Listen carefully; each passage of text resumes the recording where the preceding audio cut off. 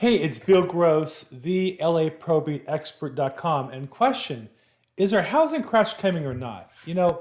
Every week I look at the industry news. I spend some time on Sunday to spend an hour and look at all kinds of different sources and inputs to understand where the market's headed, so I can maybe be a step or two ahead of where the competition might be.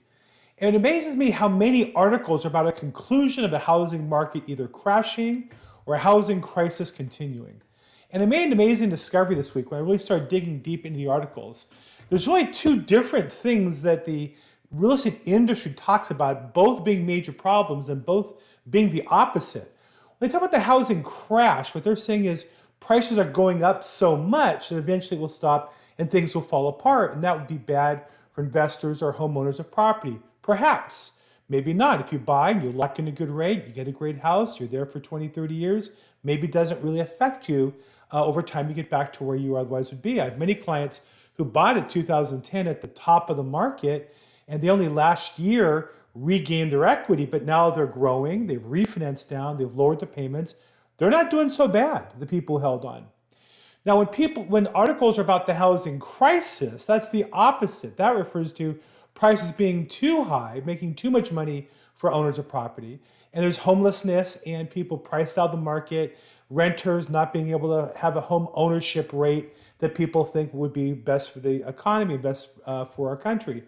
And you have to understand that those are two opposite things. When we say a housing crisis, if you think that's going to continue forever, you're saying prices are going to continue to go up. And if you say it's going to be a housing crash, you're saying prices are going to go down. So which is it? I see articles on both sides. I think one of the things I learned early on was, number one, not to spend time predicting the future, but to make sure I understood the factors right now.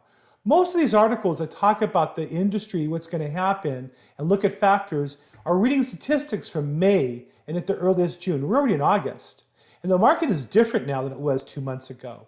We had incredibly intense competition for properties in May and June, July, and it's let up a bit in July and August. Still a good market for sellers, still a competitive market that buyers have to work in, but not as intense as it was a few months ago. Why? Because housing prices went up since then, 5 or 10% in many cases.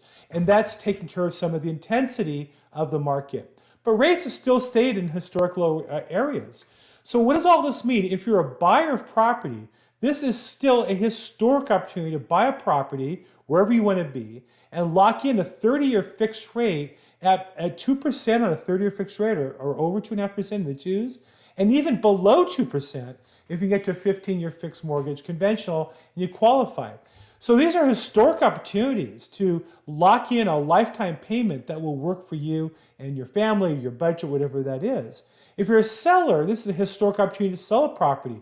How can they both be true?